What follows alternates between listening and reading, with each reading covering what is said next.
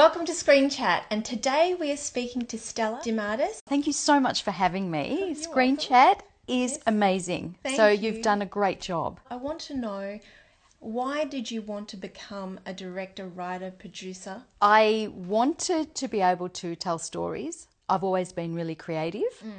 And I wanted to be able to show these stories in the visual form and in the moving form. I used to paint and draw, and I just felt that that wasn't satisfying enough. Even though I still do it, I needed to be able to have those characters that I actually created in my figurative paintings come to life and talk to people. Once you decided that to make that change, Yep. did you go into study? I did. Yeah. I did my master's over at Deakin University and completed that at the end of 2011 and graduated in 2012. From that point onwards, I set up Medea Films, and I thought, look, I'm just going to start up a small production company, pretty much focused on the things that I love doing and see how we go. And to date, it's been really, really good. A lot of fun. You have produced so many short films that have gone internationally, most recent being Lifting Clouds. I always thought when you went to battle, you fought to the end. You've written, directed, and produced that film. Can you take me through the journey from the script right through to where you're going to distribute this film? Lifting Clouds is a very personal project of mine. It covers the concept of euthanasia, and what I wanted to have a look at was to be able to explore what euthanasia looks like within a family situation. So for example, if somebody nominates that they want to euthanize themselves, you know, what is that conversation that's had? It's a very difficult and a very deep one. I wanted to see if someone is really ill and older, as we do have the grandmother in Lifting Clouds, what kind of relationship or what conversation will happen between the mother and the granddaughter. I took that concept when I finalised the script to some of the members from Exit International, because I just kind of felt like I needed the script to be authenticated, and they were phenomenally helpful in guiding me through just what that conversation may be like. How did you get the finance? I have utilised different forms up to now. Lifting Clouds was solely funded by my own company. 2512, the previous film, I did with crowdfunding.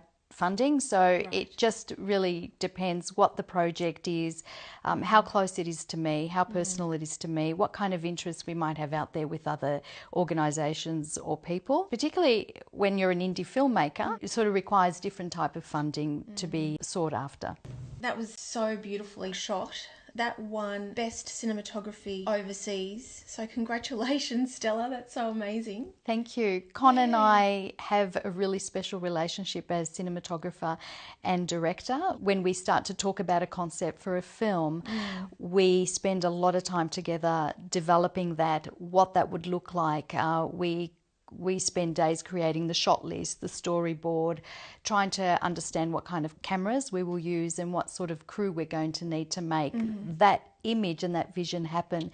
So Con is phenomenally sympathetic to what goes on in my head, and he works really hard to try and achieve that. And that was evident definitely with 2512 in winning Best Cinematography over in Los Angeles for 2015, which was really exciting.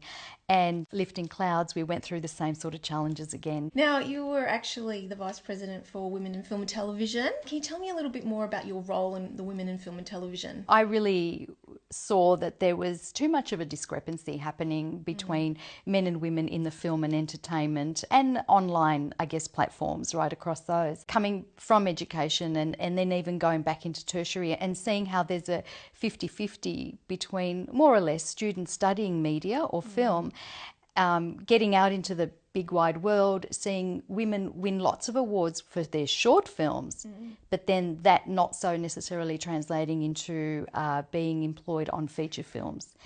So for myself, I just kind of wanted to get onto the board, work with an organisation that really fosters and encourages and supports women in the industry, to try and make some sort of change if possible. And look, when I was on the board and then became vice president for a couple of years, we worked really hard in creating collectively events for women so that they can become a lot better informed and equipped within the film and television and online platform. I like to stress that because that's such an important platform at the moment. Do you think that it's going to change? And do you think that Screen Australia or any government funding bodies will help us or assist us? Screen Australia did wonderful things with the Gender Matters campaign and the funding that went out to different production companies and organisations that really help and foster women in the industry.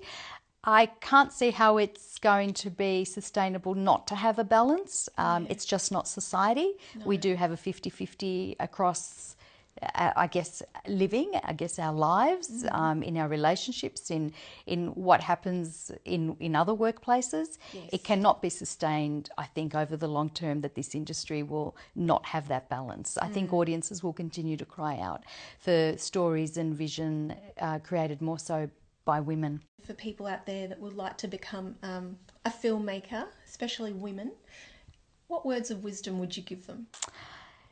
Just follow that passion. Okay. Yeah. Follow that dream. Yeah. Constantly understand that you are there to create. Yes. And that's what you just have to do. Get out there and create. Do not destroy. And it doesn't matter how long it takes to be able to achieve those goals. There will be people along the way that will respect you and support you and help you achieve that. And whether you're a woman or a male, audiences want to hear those stories. They're precious stories. They're important stories. So keep at it. Thank you so much, Stella, for your time today. Thank you. I really appreciate you talking to us at Screen Chat. And please subscribe if you haven't already. Thank you. Thank you.